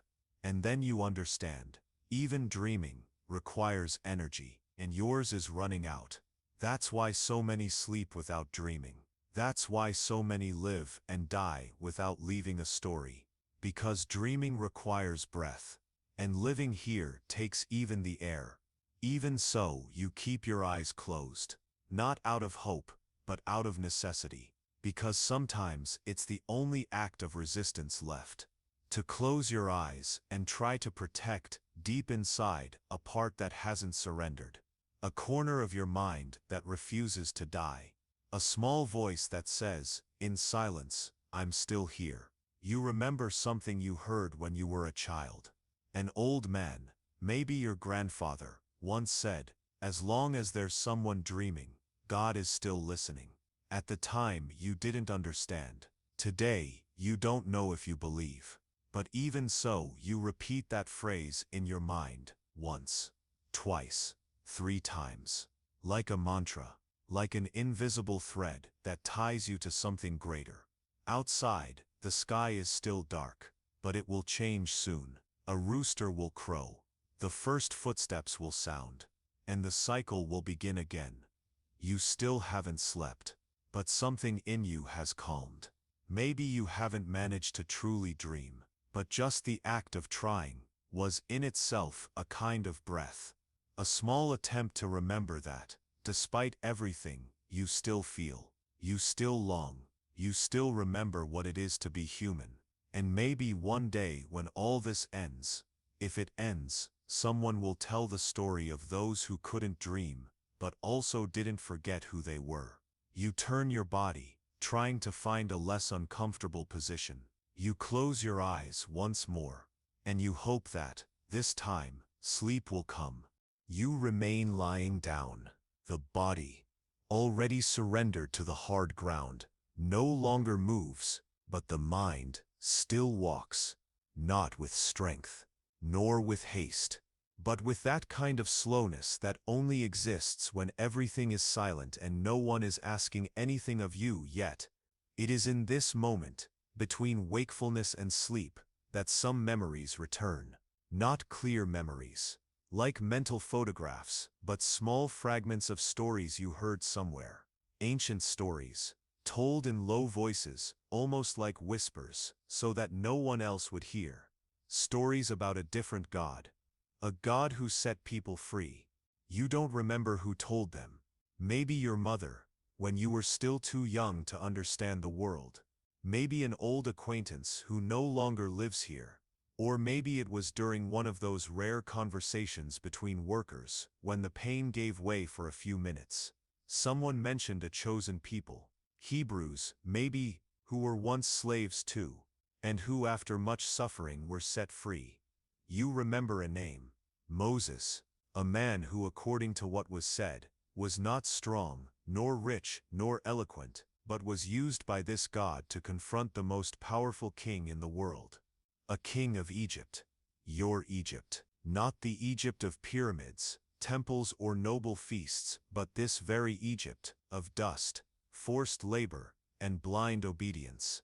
The story spoke of miracles, of plagues, of a sea that opened, of a desert, and of promises. And as impossible as it seemed, that story about an oppressed people who were freed always stirred something in you, something you didn't know how to name, until now.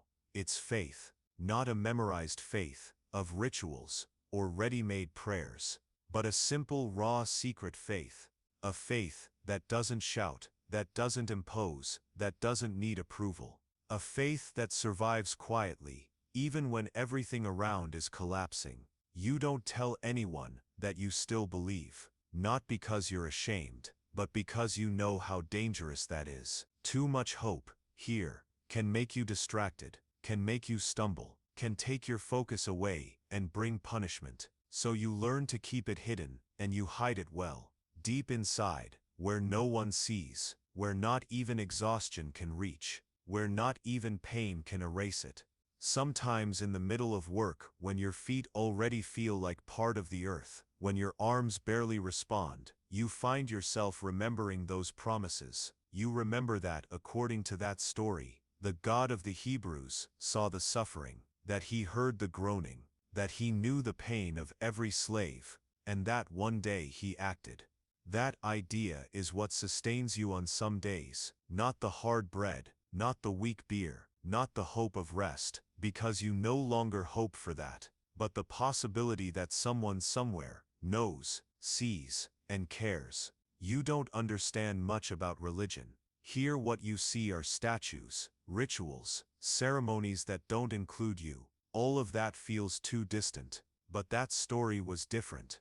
It didn't speak of a God with the head of an animal, or a body of gold. It spoke of a God who walked with the afflicted, who was not served by slaves, but who freed slaves. And that changes everything.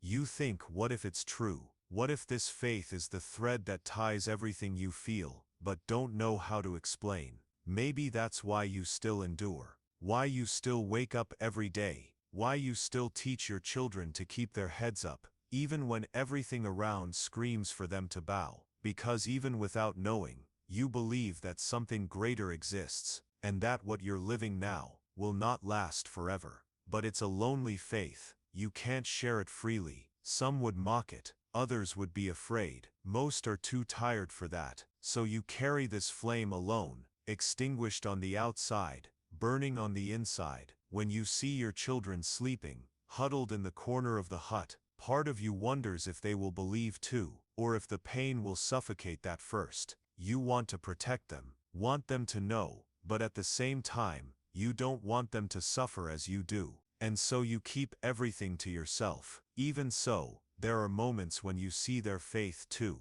in the way they hug each other, in the way they invent small games with stones and pieces of wood, in the laughter that escapes when something simple goes right. That is also faith, not the faith of the temple, nor of the scriptures, but the faith of those who refuse to be completely crushed. You remember a phrase you heard: as long as there is someone who believes in secret, freedom still has a chance. And you believe that. Faith, here, is a silent resistance. It doesn't change the day, it doesn't relieve the pain, but it keeps your soul whole. And sometimes that's all you need. You turn your face to the side. The mud wall is cold. Outside, the night also seems to have fallen asleep, and for a rare moment, you feel that you can rest a little, not because everything has gotten better, but because inside you, a small certainty still pulses. Something greater exists. There is a story happening beyond your pain,